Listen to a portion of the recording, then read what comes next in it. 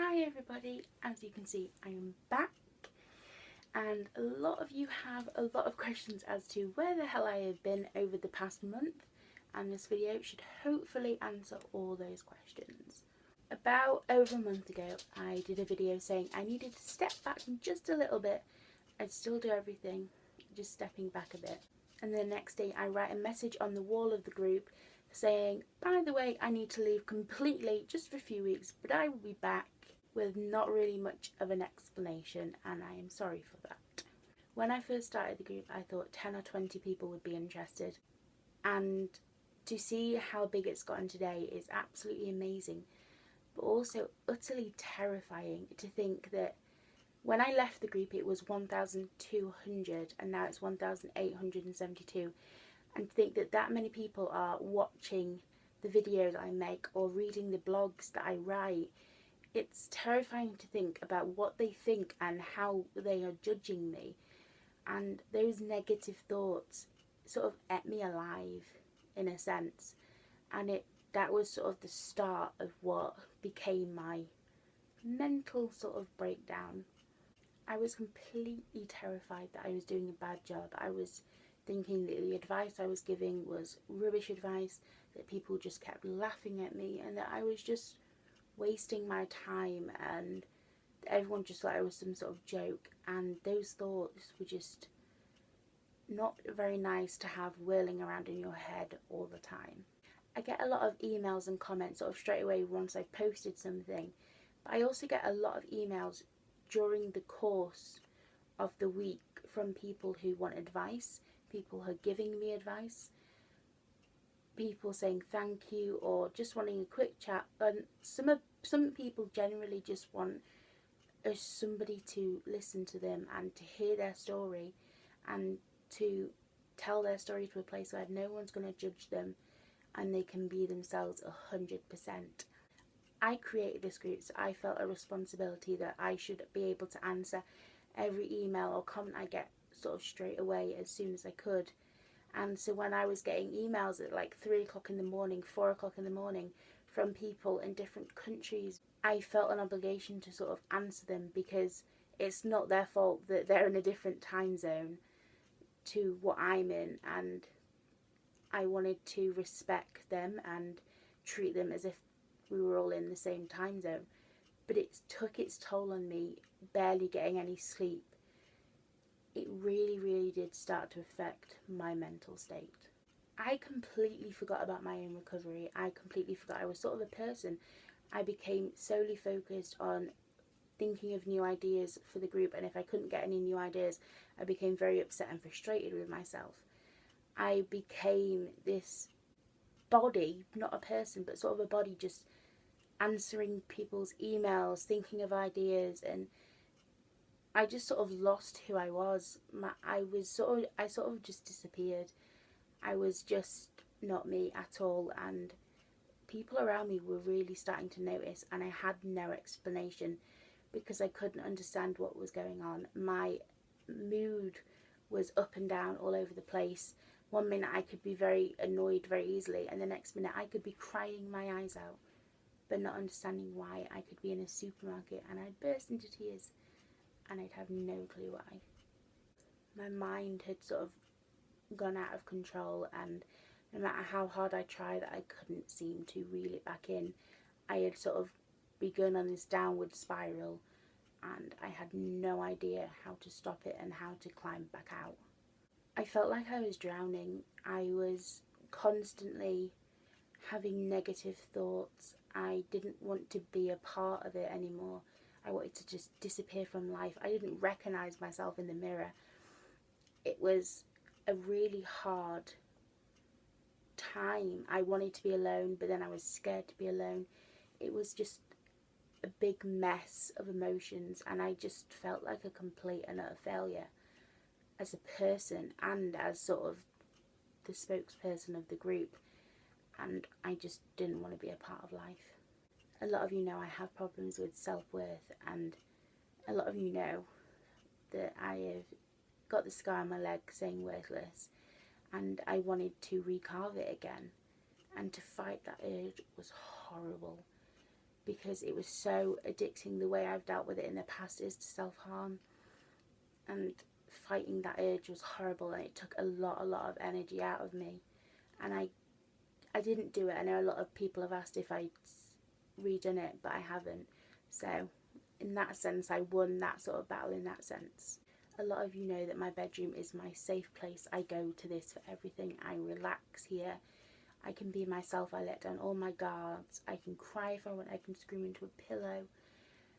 But my bedroom didn't feel safe anymore. It felt the complete opposite. I felt very lonely. I felt very scared in here. And I felt very claustrophobic. And honestly, where do you go when nowhere feels safe? Where do you go? I was completely lost. After that, everything just sort of fell apart. In the end, my mum was sick of waiting for me to come to her and drag me to the doctors, like she's done many times before. And you know that my doctor's a very lovely guy and is very helpful, and I trust him 100%. And I sort of told him what was happening, and he just said, I think you're just stressed out. And he banned me from the group for 2 weeks. And I realised, not being able to go on it, how much time and effort I spend on it, when I should really have been focusing on my own recovery. And it was really hard not to peek and see if anyone had written a message or if more people had liked the group. And for a week and a half, it was really hard to not look on the group. It was a real eye-opener though, to sort of have to be separate from the group for a while. I wasn't allowed to come up with new ideas. I wasn't allowed to film anything. So it was really hard, but a rewarding experience. We still decided that I still needed a longer break than just 2 weeks. But as a lot of people know, that it's dangerous to avoid something for so long with a mental illness, because once you've avoided it a few times, you never want to go back. And I became really scared at the idea of sitting in front of this camera again and filming and letting it go live and letting all you people see it, because I had to say that I was a failure. I was giving all this advice and I wasn't taking it. I was a complete and utter failure, and I honestly was horrified at the thought of going back onto the group. But as you can see, yesterday I decided that I was going to do the video and that I had to make sure I did it. So I wrote a little note on the group saying, expect a video coming soon. And then I knew that people were expecting it and I had to film the video. A lot of people have been asking me, as I've read through the comments this past day, if the group is now going to be closed. And the answer is no, but I also know that it can't be done.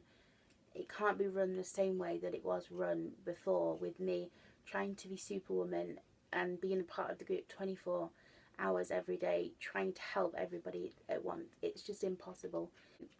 In order for me to stay alive and to also be a part of the group, I needed to set some rules, and with help from my mum and doctor, we've sort of come up with rules that work for me and for also allow me to be part of the group.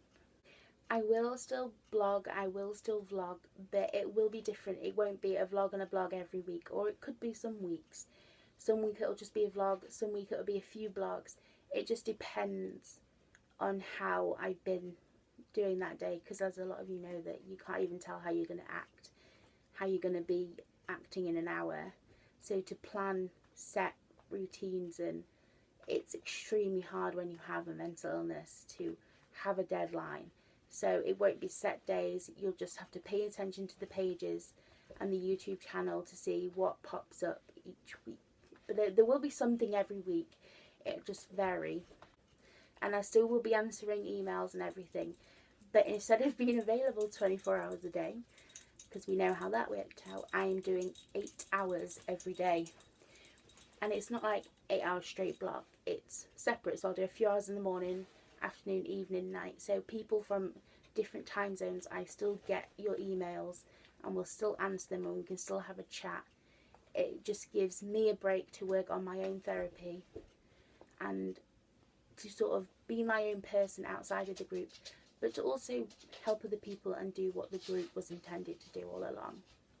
Also, if anyone can tell me or help me set up a message board so everyone can communicate with each other, because I have not got every mental illness known to man, and I'm not that well knowledged in some mental illness areas. So if anyone is able to help me set it up or give me advice how to do it, it would be great for you lot to be able to communicate with each other and help each other out. I think it'd be a really great way to do it. So if I'm not available, then someone else is that you could talk to, and maybe they're better, they've got more expertise in that area than I have. So if anyone has that knowledge on how to help me, then that would be very, very much appreciated. I also want to let you know that it is no one's fault. I just simply didn't plan on how much it would take on my mental health, but it was no one's fault. No, I didn't see it coming. No one saw it coming. Well, except for my doctor.